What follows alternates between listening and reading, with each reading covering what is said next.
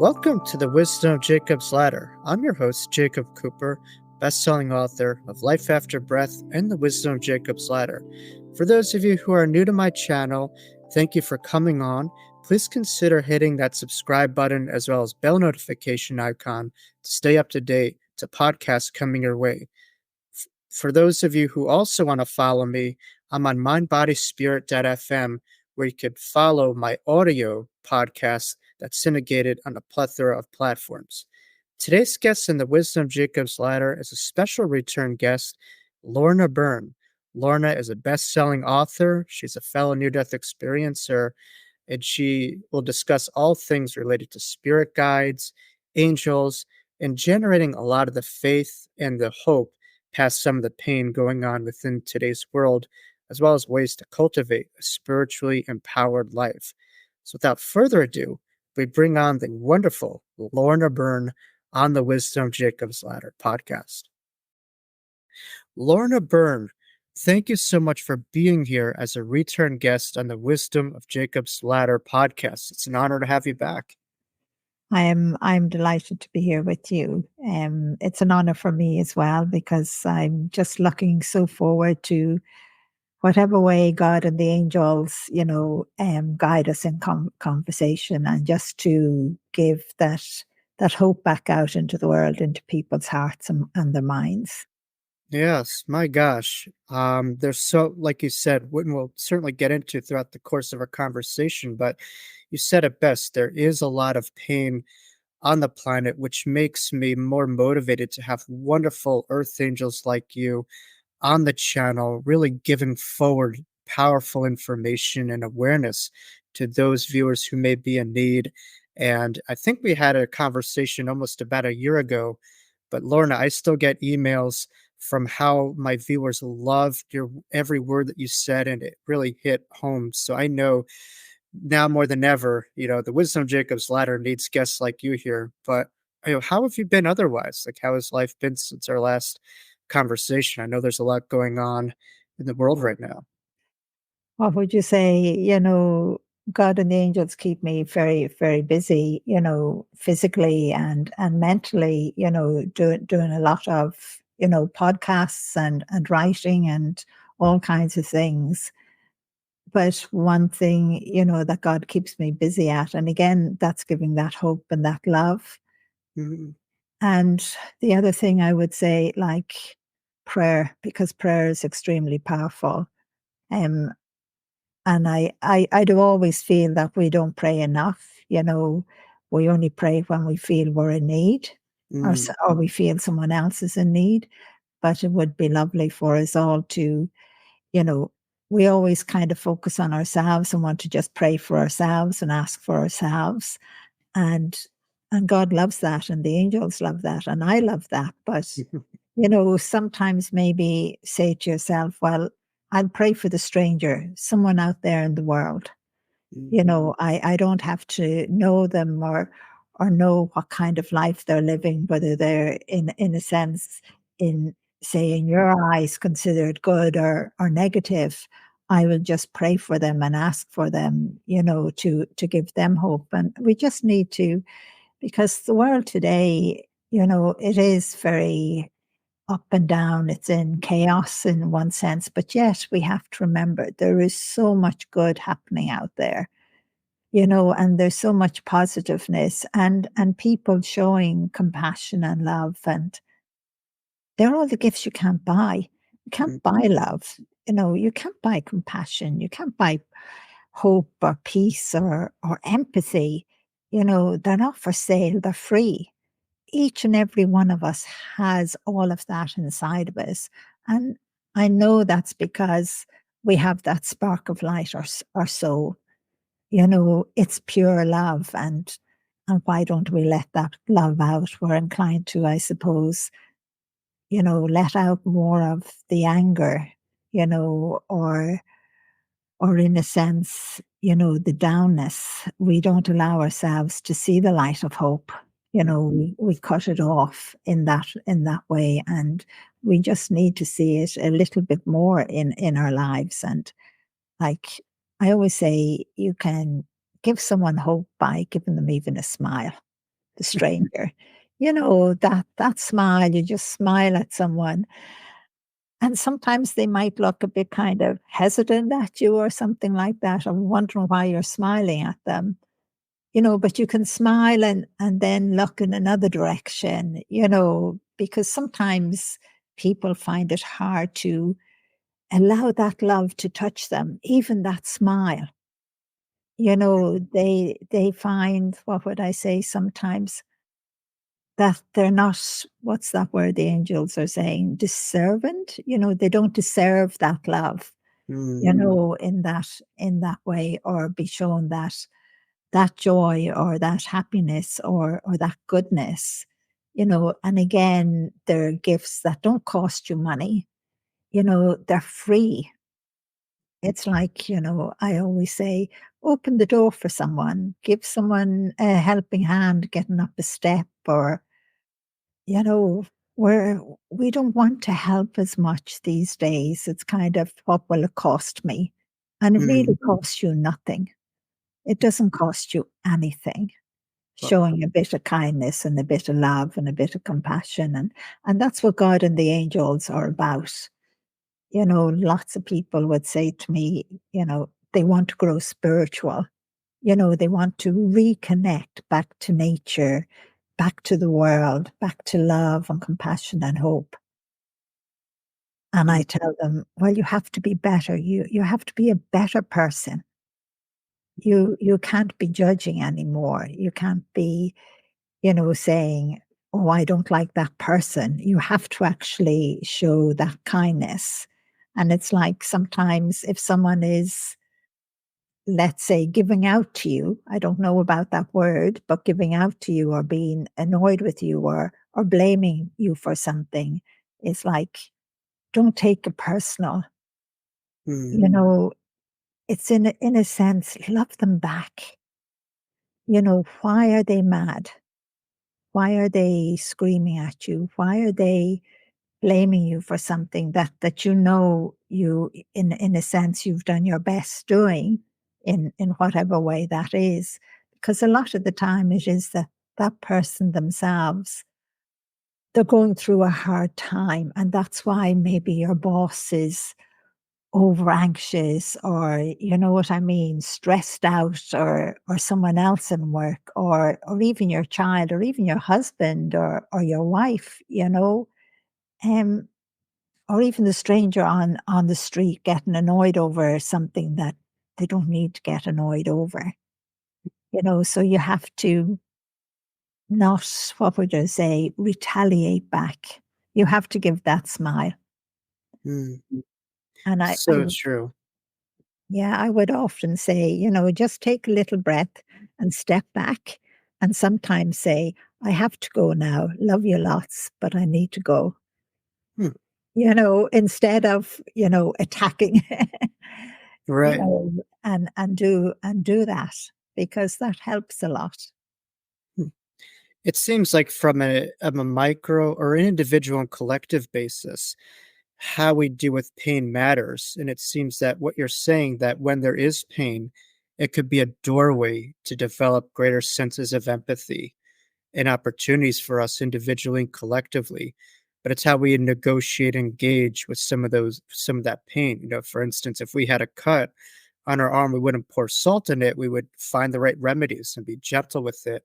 And right now, there's certainly a lot of scarring on the planet, and and pain that people are dealing with. From what you're saying, though, it's important to deal with it with empathy, but also to stop seeing life outside of yourself and seeing the interconnectivity that we all share here on this planet. Is that kind of what you were alluding to?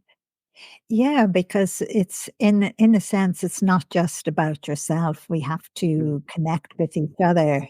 That's one thing when I am at the sanctuary and I'm doing a workshop, I ask everyone, even those that might be suffering greatly with anxiety, to give each other a hug, mm, nice and gently, and say, I love you. Because if we can't connect peacefully with another human being with love, You know, how can we connect spiritually? How can we connect with anything in the world?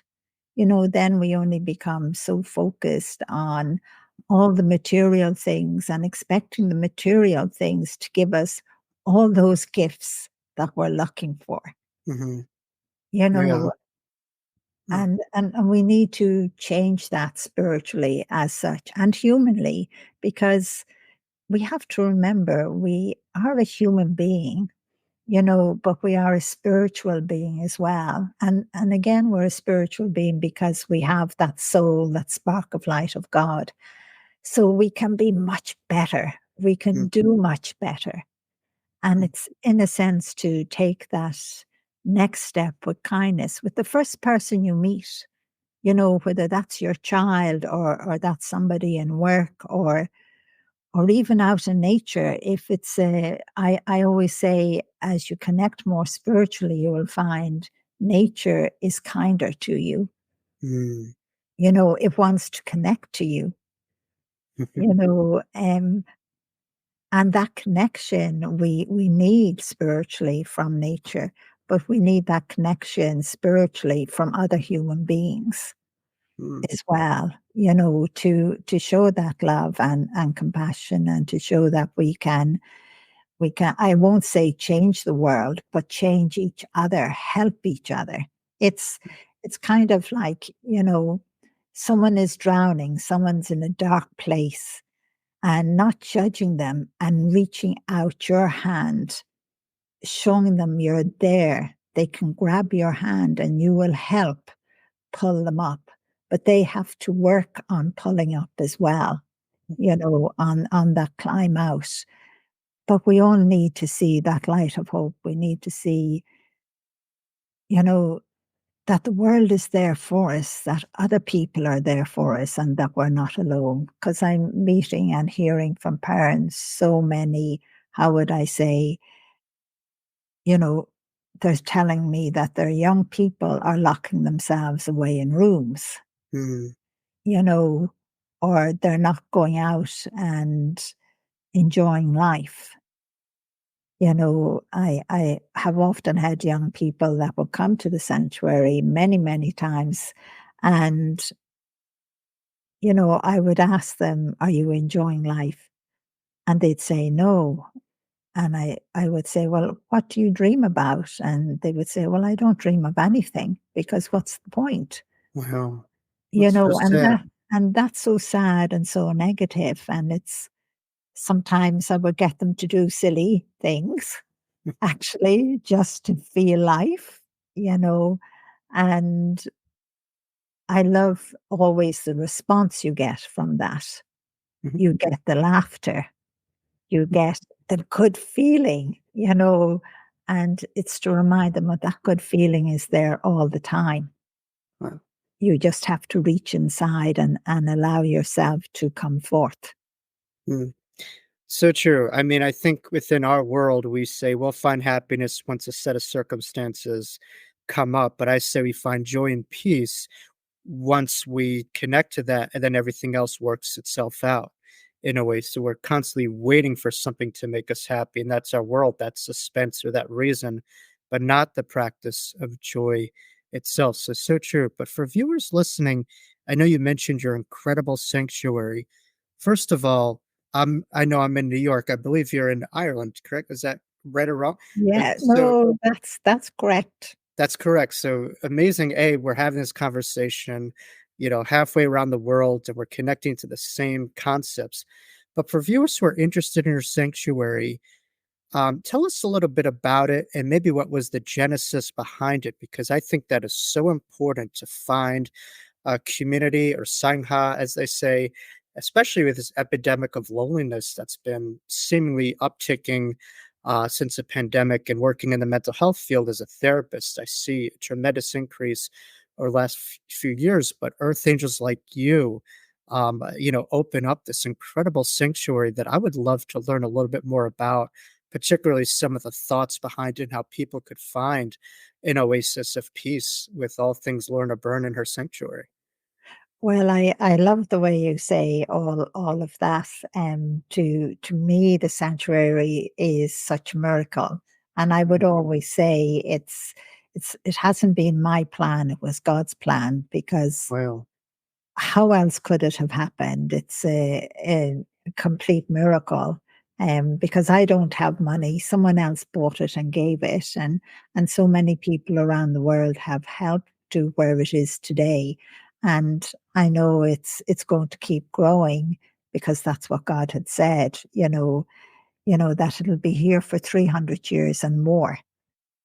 wow. So I'm kind of in shock, and I'm kind of saying to God, well, you want to work a lot more miracles.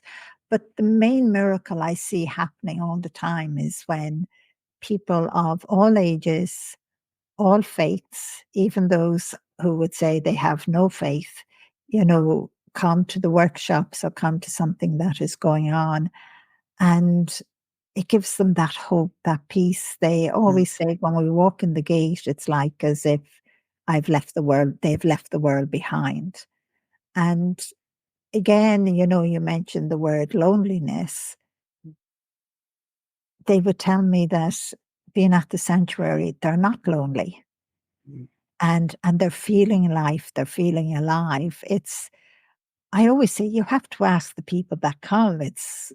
I only do what God asks me to do, and I see so many things happening and changing in those people's lives, but that's God's doing and the angels doing as well. It's like, you know, when Angels in My Hair came out, and I knew all of this, and I didn't know how God was going to work it out or how it was going to happen in one that sense. was your first published book, right? Yeah, Yeah. yeah, that's the one that's still selling hugely at the moment, even Angels in My Hair. But, you know, the people that had the couple in America that had read it, it had helped something within their family, so they went in search of us.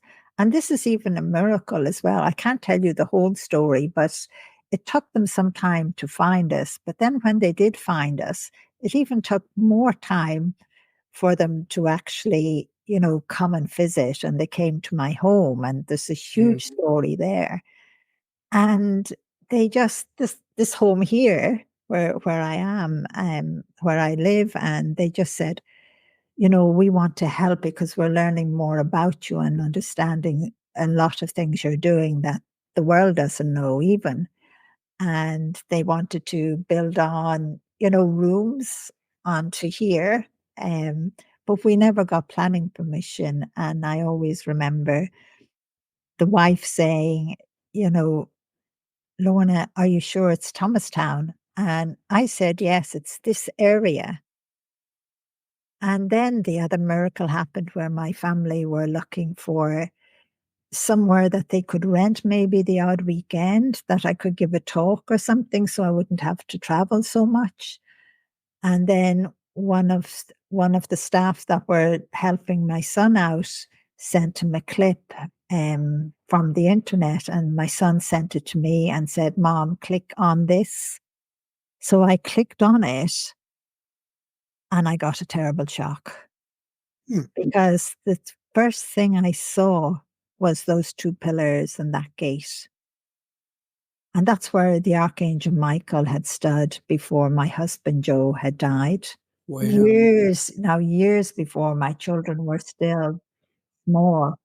And Archangel Michael just said, you will live here one day. And a lot of things happened. Everything went in slow motion. And I always remember Joe saying, Lorna, are you all right? And just turning and looking at him. So he noticed something had gone amiss. And I just thought Archangel Michael was crazy, definitely crazy, because all this I could see over the wall was this small little roof, just this little roof. And saying to myself, no, Archangel Michael, that's not going to work. We'd never fit all in there, the Mm, children and Joe, because Joe was already sick. you know? Mhm. Um, but it happened, and just words that God always uses to me, um, and these are God's exact words, so I always have to slow down a bit to make sure I say them correctly. Many are called, few are chosen, and very few of those few that are chosen say yes.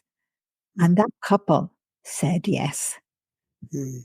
Like, Wow. that's the amazing, and so many other people have said yes as well. But I know so many things that God has shown me that is to happen there. Um, we still need an awful lot more to say yes, to answer, God's words. And, you have me on your show. I'm dyslexic. I can't even read or write. Like, Right, right. someone had to be here to get you on screen and things like that. You know, I just talk into something Mhm. and, it prints out and then someone listens to it and goes over it. Um, I couldn't type out. I couldn't, look at my screen and look for some. It doesn't work. It's really, really hard. And yet, God has me where I am. You have to have faith and you have to, in a sense, trust and know you have a guardian angel right there with you. And I love that because every single human being, regardless of their faith or what they believe in, even if they say they believe in nothing, I love it. Because sometimes when someone like that is standing in front of me and they say that they believe in nothing at all, and I'm looking at them and I see their guardian angel right there. And I see it physically. You, Wow. you know, to me, that is so incredible. We have a guardian angel that is a gift from God. And for so long, we have ignored it. We have, in a sense, thrown it in the bin. But Mhm. God gives you a gift. Why would you throw it away? Like, you've loads of gifts there sitting in the chair. I see you even have your fingers up like this. You have the gift that you can do that. Mm. You have the gift that you can smile, that you can hear, that you can speak. You have the gift that you have thoughts within your mind. And I love that we are part of God's creation, that whenever God chose to give us that spark of light of itself, whether we were a blob or whatever that thought came into God's mind, if God has a mind in that way, because I don't quite understand, but he gave us that, and God is creating. Creation is still happening now. And just look at the human being, just for a moment. We create all the time. We have creative music, poems. We have not just built homes like nature does, but nature only imitates. It doesn't keep on creating differently. Mm. You know, the patterns nature creates are absolutely fantastic and incredible, but it repeats the same where mankind doesn't. And I know that is because, and maybe I'm not explaining it fully, but I know that is because we have that soul. We have that spark of light of God. So we're not just in what religion says we're in God's image, but we are creating as well. Mm. You And know, just ju- yeah. just think about it. Well, it's amazing the association of our belief or understanding in God and our belief and understanding in ourselves. I think for a lot of people, when there's a monopolization of God and they start to say, God is mine, but not yours, or there's a certain criticism that God has towards bad things, but only certain things, that becomes complex. But I think from what you're saying is the important thing is to remember that we don't have to go searching million miles away for God. We can, but that spark of infinity of divinity is within. and we are so much more than what we're taught. We're giving a name, a gender, an age, and all these things, make up the ego, which they say is edging God out in a way. From what you're saying, though, the ability to really see ourselves as all that spark of the divine spark will help the planet to see the divinity in others instead of the differences on the surface. So it's amazing to walk in this life through the God lens, as we call it, or that spiritual lens. We're able to see the beauty and the depths beyond the surface. And that is a unifying energy. So that is beautiful. Well, I think even the way you have put it into words there is absolutely fantastic. In a sense, more than beautiful, because it's something we humanly forget. Mhm. We kind of put that part aside. Um, so I love just the way you have put it together there. And yeah, lots of people would say to me, just one thing that you said, God belongs to them and no one else, Mhm. in that way, but it's the one God. Yeah. No. Why are we fighting? Why is mankind fighting over God? And I have said many times, why does mankind use, and we can see it in the world today, which is so, so sad, use God as a weapon, and as a lethal weapon, Mhm. to bend our minds in the wrong way, in that sense, to take that light of hope away from us, to stop us from seeing that light of hope and seeing how incredible we are. You don't realize how incredible you are because you have a soul. There's so many things I could tell mankind, but then I'm told, no, Lorna, don't. Mankind won't be able to take that. And, sometimes people would say, well, why don't you write more? I am writing more, but I still have to be careful, because if I put everything down on paper of all that wisdom and knowledge, um, it's like it would be too much for mankind. They would say you would pick it up and throw it in the bin. It's, Mhm. that's impossible. I always remember a scientist saying to me, Lorna, if another scientist says to you something is impossible, then they're not a scientist. Everything is possible. And and that's what amazes me, that so many of us think we're above someone else, or we think someone is below us. I haven't been educated.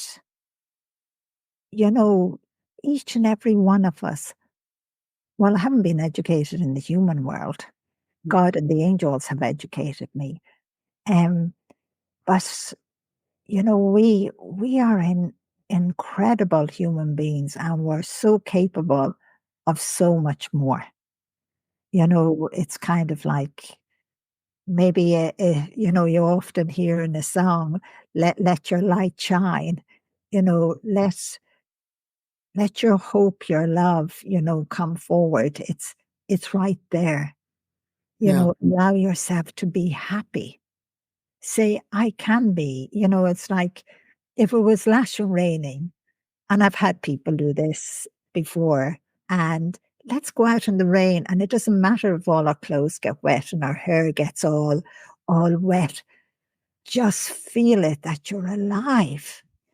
What a gift, Um, and know your guardian angel is doing the very same with you, and probably other angels too, but as well, even the souls of loved ones, because your loved ones, it's only the human part that has died. That is all. I know I talk about the intertwining of the human body and the soul, and that's to come, you know, and hopefully, and I believe that it already has begun, you Mhm. know, um, because what would you say? Humanly, people are more educated in a human way. So they're asking questions. You're asking questions.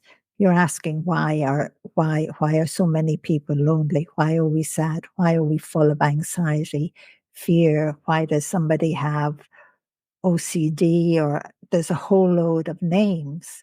And And now we're teaching in school, you know, what they call well-being, to actually feel happy and alive, Yeah. you Yeah. know, but yet it's being taken out of the child when they move on in the world, because the world is, in a sense, just saying it's all about material things. It's all about this big job you get and how successful and great you are and all of that. That in a sense we become hardened. Mm, We put ourselves into a box and we're in a sense screaming to get out of that box. mm, We're desperate. We want to be well known. Um, but I've met many people who would say to me, they're well known, but they're lonely. mm. Wow. They're That's still lonely. mm. Either know they get a lot of attention and people, adore them, they just come home and they just feel very isolated. And it seems like from what, in my practice, I see a lot of people who have a lot but have a little, and sometimes people who have a little have a lot. So a lot of it is that interconnection magnifying itself on all these things that we experience, not the outer influencing the inner. It's the inner that where life begins from what you're saying. Is that right? Yeah, it's how you feel inside physically and emotionally. Mhm, And, you know, all those emotions of love, we need them all. We need the one where we laugh and we cry, where we jump for joy, where we see the hope, where we let the empathy out, where we reach out. And the one part of that gift that we're looking for all of the time is love, because we believe love um, will heal us in every way, or someone else will do it for us. But we have to love ourselves first. mm, I keep telling people you can't love anyone else or anything else in the world any more than you love yourself. Sometimes someone would say, "Oh, I love my job." And then, I might ask them, "Are you sure you love it?" And they say, "Well, I have to work very hard." Or like, I've got into routine. And I mm, ask them then, "Well, have you loved yourself? What have you done today for loving you?" mm. And then there's silence. Yeah. When was the last time you done something for loving you? Wow. Mm. You know, and once you start to learn how to love you, it's like the loneliness and all disappears.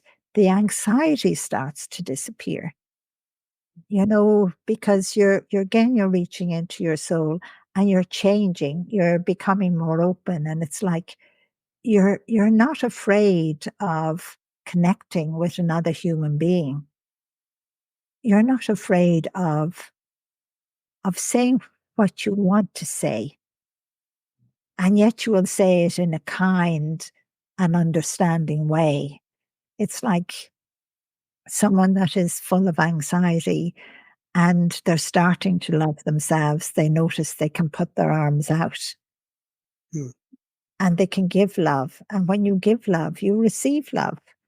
It's like a two-way system, There's a you know. symbiotic. Yeah, I mean, Ram Dass, who was I'm sure you're familiar with him, Dr. Richard Alpert Ram Dass, one of the most prominent spiritual teachers of all time.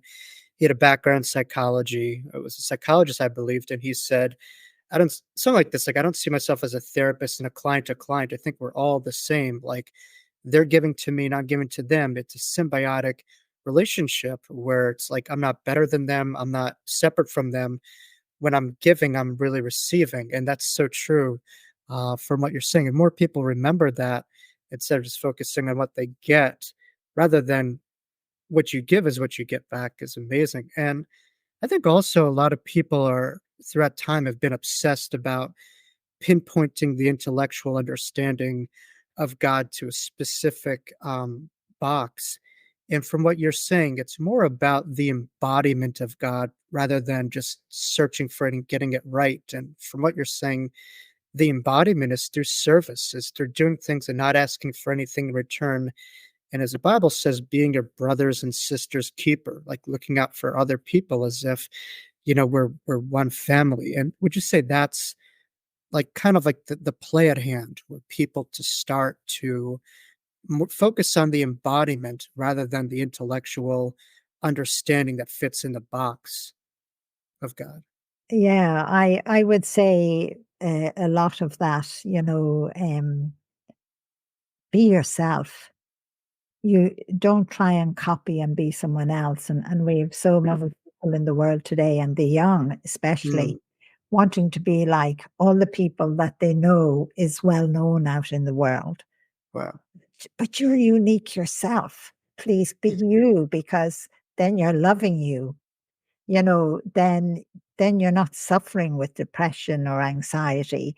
Then you see, you know, you're capable and you're well able to do what you want to do. It's like, we have on the apps now and everything, probably get into trouble for this, how to do art, and it's like, copying all of the time, but go out there and allow yourself to see a flower and paint or draw actually what you see, because we have lost the ability to see. We only look nowadays. Mm, And at the sanctuary, people are saying, Lorna, teach us how to see. You should be able to see everything I see, and yet you can't. And again, that's because, you know, man over generations or thousands of years have been just telling you, you only look. You don't have time to stop and see, because you have to push forward all of the time. mm, So you need to stop, stand still, and take a breath. mm. Stop, stand still, take a breath. Yes. A beautiful concept. And I think especially in today, and people are in a trendy society, they're on social media and it's all about the next, what's kind of popular or hitting. So that's antithetical to what so many are programmed to, but it's so true. And we have words that people even gotten tired of, such as mindfulness, and some people just sort of see it as a buzzword. But the practice of stillness and presence is really something that can enhance our lives and allow us to be present within the present and to live while we live instead of Yeah. evading everything all the time. And something that we need to hear in New York more than ever, because we're hustling and bustling and rubbing our elbows against someone and always about getting ahead. So I think for viewers, that's a profound message. If anything else, is be in the moment, stay here now, because as we know, we're both near death experiencers. And yes, we're eternal souls, but life could be quite fragile in the physical, it could be here today, gone tomorrow. And so we have to appreciate the moment. It's all we have. And as John Kabat-Zinn says, our life depends on our ability to stay present in the moment. It's so true, you know? Yes, I agree with all you said there, and that's one thing I do love about the sanctuary. I'm just thinking of a workshop that I'm only after doing, and it was on grief, loss, and the one before it was different. But how would I say? Sometimes I might look out the window at people, or I might be somewhere else on the sanctuary ground, and I'd be just watching, and how they actually stop and stand still and take a breath. They could be sitting, giving yourself the moment to be in that silence, and taking in life and all your worries and stress and fears, just disappearing from you, and allowing yourself to feel that love, that peace. It's again, they're all the gifts that God has given us that are free. You Mm, can't go into a shop and buy them. They're not for sale.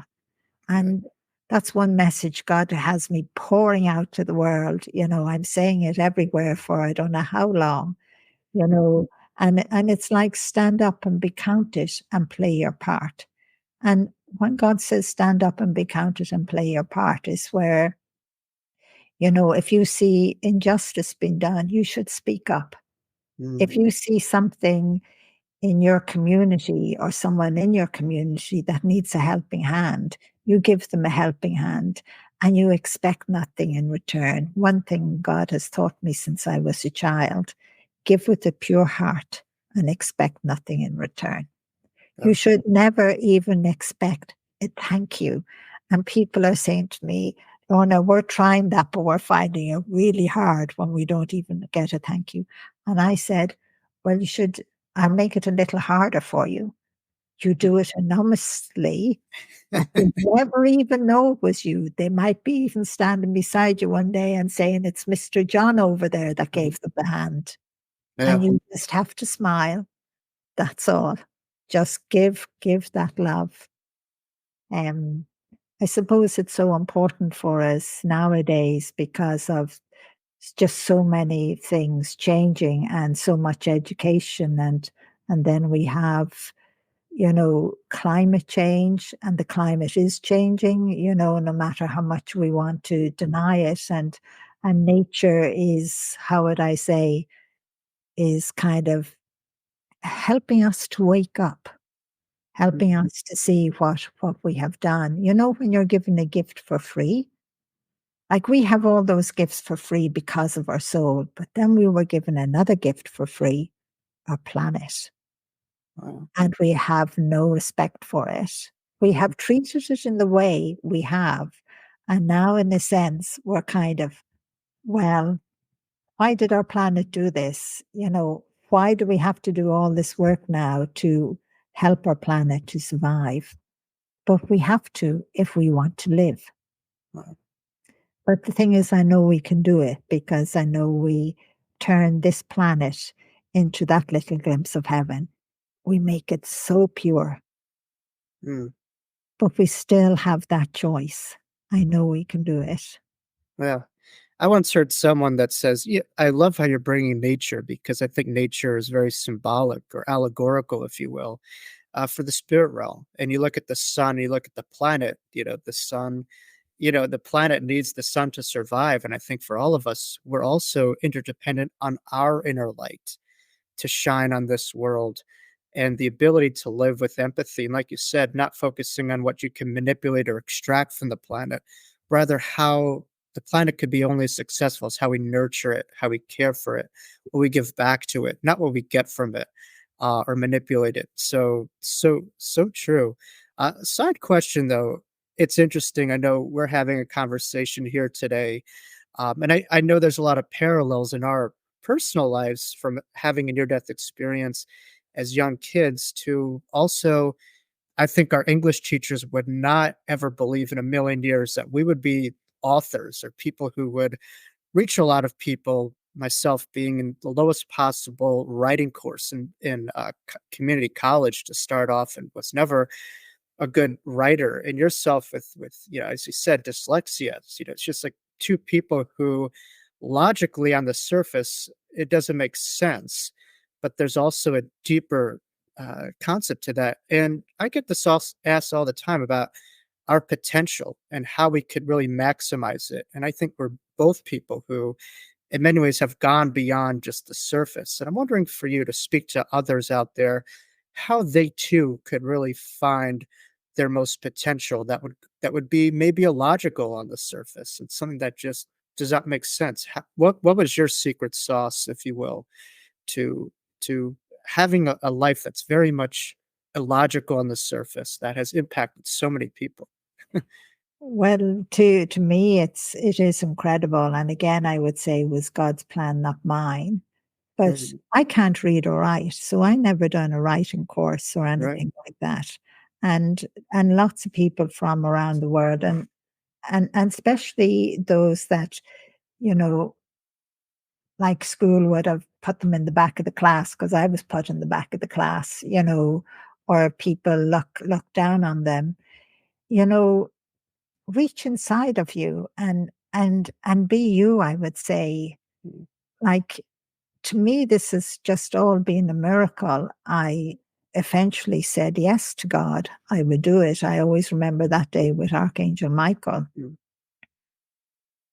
And it was with a tape, you know, they told me to get a tape and someone gave it. And what the angel said was just put memories in, little bits of memories. And I did that. And then a stranger, after my husband died, went and knocked on the door one day and gave me a computer. He listened. A computer, a Dragonet, and a printer. Like, I had no money. I had young children. Um, there was no way. And then someone else down here, a husband and wife, just said he would set it up. And I'd only have to press this button and this button and talk into it, and it would print out. Right. And again, God said he would send somebody. The one part that was scary for me, I suppose, was, not being able to read or write.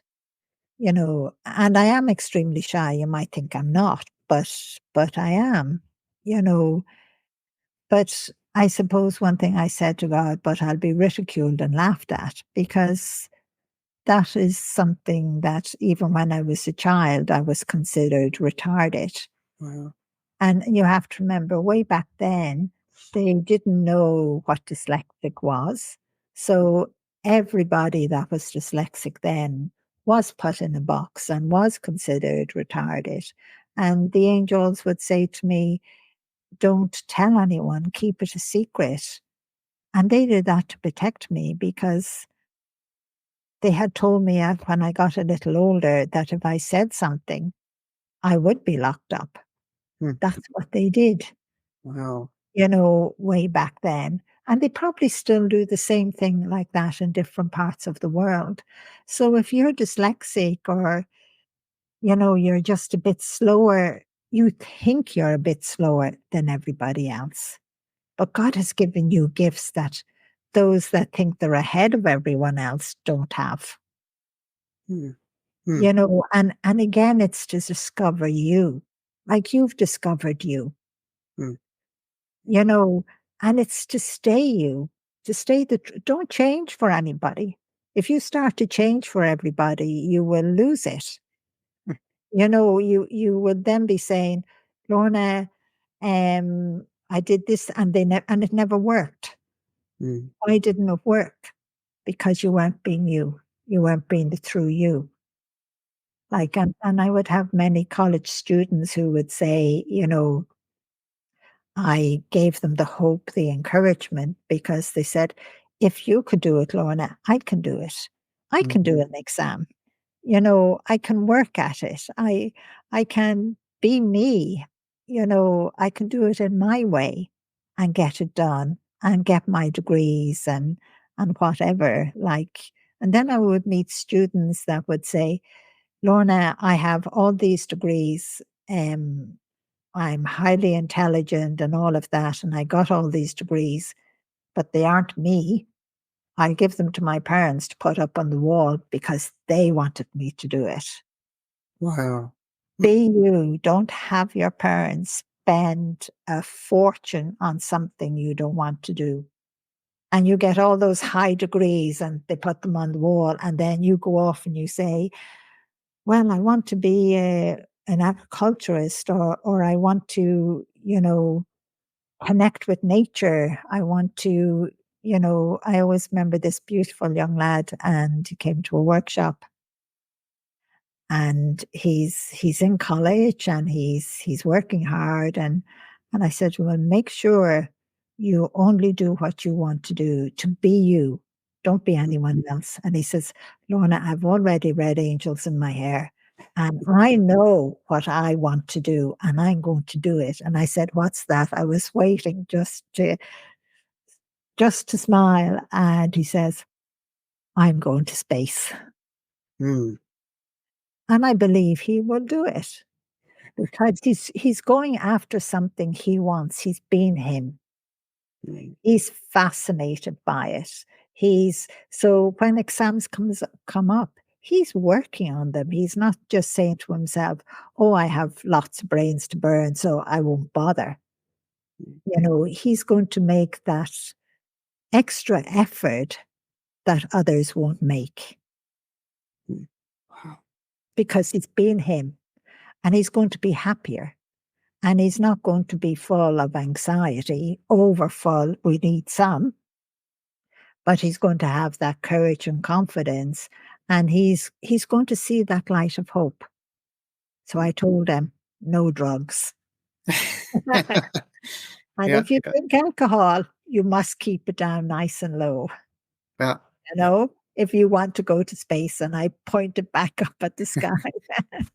Well, from a therapist and neurological standpoint, human potential is incrementally increased when we have a healthier brain. It's been shown that they do scans on people who might drink even occasionally or use drugs, cigarettes. Their brains are drastically different under the X-ray than those that don't. And I firmly believe that the brain is a filter between the two worlds. And sure, it's hard to live a perfect life, but we want to have as clear as a filter between the two worlds. So our life is a masterpiece. We're not bogged down by chemicals. We're living as clean as we can and not polluting our body, much like we don't want to pollute the planet. We got to recognize it as a gift and a big responsibility. But it's so true. I think in the States, I'm sure you're aware of, we have a saying like the Michael Jordan of. And what does that mean? That means you are number one at what you do. No one's better. But what's the point where Michael Jordan was not Michael Jordan? He might have been Mike Jordan. And he was in the high school basketball team and he got cut from, I think he was in ninth grade. He didn't make the team. And he started to go into his bed and he started sobbing. And he realized to himself, I was comparing my basketball game to those around me. And so I could only be whatever that was around me. I wasn't tuning into something within. And once he decided that, everything exploded. He became what we call the GOAT, the greatest of all time. And I think that's a microcosm example of what people can do is if they tap into themselves and they tap into that masterpiece. Our job is just to be ourselves, not to compare with other people. Once we do that, we're virtually unlimited. So I love what you said. It's so true in your story. And I think when other people limit us, it shows their limitations, not our own. And the angels believe in us. God believes in us. So why should we doubt ourselves? So you perfectly said, Lorna. I thank you for that incredible, enriching messages of soul empowerment that people need to hear. Well, thank you, thank you. And I would have to say, yeah, just be you, believe in you. You're incredible. Everyone out there is incredible. And you have that guardian angel, and you have a soul, and God is real. Don't doubt that. And be you and love you. Be alive. Let yourself feel you are alive. Don't lock yourself in a room or pull the blankets over you. Go outside and jump up and down and, or run and stop and let yourself feel alive. You know, Even children have forgotten how to feel alive because they're in front of a screen. Yes. The screen is entertaining, Mm. but they have forgotten. They don't need that screen. I know I'd get into trouble with technology, um, I find it hard to use it, but, I know I have written it before. I just say there's going to come a time when we won't need our phone. We We will won't need our phone. we'll have spiritually evolved more, that intertwining. We won't need it. We won't even need to talk like this. It'll be so, so different. But I know we have a long way to go. But yes, that long way can be a short way. We have already started, and even religion has helped us, the good and the bad of that. And it has helped us to be aware that we have a soul. Um, and it is in a sense, for us to take that next step forward, Mhm. you know, be you. Don't even try to be like anyone else. I can't be like anyone else. Like lots of people would say, Lorna, I want to be like you. And I just look at them, would you please be yourself? You. No point copying me because it's not going to work for you. Right. Don't copy anyone. It's not going to work for you. Be you. It's like you might be looking at someone sweeping a floor and they're telling you how to sweep it. This is the way you sweep it. Pick up the brush and sweep it the way you want the brush to go. Mm. not the Wow. way someone else is telling you. Hmm. Hmm. Be you and be alive, feel alive, allow yourself to feel it's such an energy it gives your body. And your guardian angel is right there with you, and so is other angels, but even the souls of loved ones. You've had a near death experience. I've had so many of them. God has just sent me back each time. I at times they say, "What are you up to?" You know, but you're a human being and you are alive. So please live life. It's not about taking drugs and drinking loads of alcohol. It's not about saying, Mhm. well, if I climb Mount Everest, everybody will remember me. Mhm. I remember you. I love Mhm. you. Wow. What, it's like, Yeah, if more people recognize that they didn't have to do something to be something, that they already are amazing as they are, and they just allow that to unfold, uh, just the currents of our lives would be so much better, and the impact that we leave and the ripple effect that we leave on others, because the self abandonment wouldn't be there. People would be more organically themselves, and not getting in the way of that, that current, that flow. yeah, and it's realizing that you are loved. You are loved. You are loved. I always say to everyone out there, if you think no one loves you, by the way, I love you, and I don't care who you are or what you've done in life or what you've not done in life, or whether you are considered by the world good or bad. Mhm. I love you. I don't care. I love you. Wow. And I'm sure my viewers are feeling every single one of your words and your radiated warmth and message.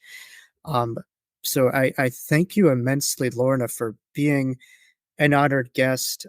You're welcome back at any point in time. And for viewers who want to get in touch with you, potentially the sanctuary, your books, I highly suggest all of them. I could tell you from being in the field, whenever your name comes up, people just light up. It's the same reaction every time. And I couldn't thank you enough for your contribution to humanity. And the world is such a better place from people like you, who I view as just international treasures and luminaries. But again, your light, I think, helps to remind people of their light too, and that's very special. So, what is the best way to get in touch with you regarding the sanctuary, your books, and any final messages, maybe from the angels or the guides for the Wisdom of Jacob's Ladder podcast, and those who may be listening, who may be going through a tough time right now, or just struggling, or feeling like they're drowning and wanting to hold on to something to keep them afloat, wondering. Well, the first thing I would say to everybody out there, no matter how much you're struggling or how down you're feeling, remember there's hope there, and you have a guardian angel, and the light is right in front of you. And I would just say to yourself, love you, be you. You're going to get through this. Mm. Whatever situation you feel you are in life at the moment, you're going to make it. But you have to get up on your feet. And sometimes I would meet someone that would say, my son or my daughter or my husband are so down. And again, I'd say to them, give them the book Angels in My Hair, or just put it on the table and say nothing. And again, I would hear from so many young people who would say that, they read Angels in My Hair. They were, sadly to say, going to commit suicide. I meet many all the time. Wow. And they change their mind because whatever miracle God works, it helps them to see life is worth living. It changes. I always remember one husband saying it changed his, what word did he use? His prospect or something. Perspective, his outlook on the world. Yeah, on Yeah. on life, it changed it completely, and it gave him meaning. And he says he fell in love again with his wife. Which Yeah. was lovely. And I would just say, be you. You have this beautiful soul, you have a guardian angel, and there's hope there. There's love, there's laughter, there's all those gifts, remember you have them all. You can't buy them, but reach out and allow all those emotions to touch you Mhm. and feel love and just love yourself, and I'm not very good at saying how you can connect with me, but I'm trying to learn off that I'm to say lornabyrne.com. So Yeah. find me wherever that is, wherever that And not to worry, my viewers could also find all of your information, through this YouTube. You're also on Instagram, I'm sure, and all the other stuff, but all your information will be posted, under the thumbnail, on this conversation throughout. So, but Lorna Byrne, couldn't thank you enough. Hopefully, we can meet one day in person. That would yeah, be great. And I strongly encourage all my viewers to check out her books, The Sanctuary, her projects, her events. She's someone who's continually making quite a profound difference on the world and is such a needed soul in today's times. An incredible luminary. Lorna Byrne, thank you for your generous time for coming back here. You're welcome back anytime. yeah. Well, thank you very much for having us, and God bless and love you. Love you too. Thank you. Well, that was just a lovely conversation with Lorna. I loved every word of it, and I hope you did too. I know her words are pivotal to hear, especially in today's world, and I know many of you will be able to connect to a higher reality and hopefully start to feel more the presence of guidance, God, the universe, and the angels and your guides or guardian angels within your everyday life. So thank you for tuning into a fascinating and spiritually enriching conversation. We hope to see you here again on the Wisdom Jacob's Ladder.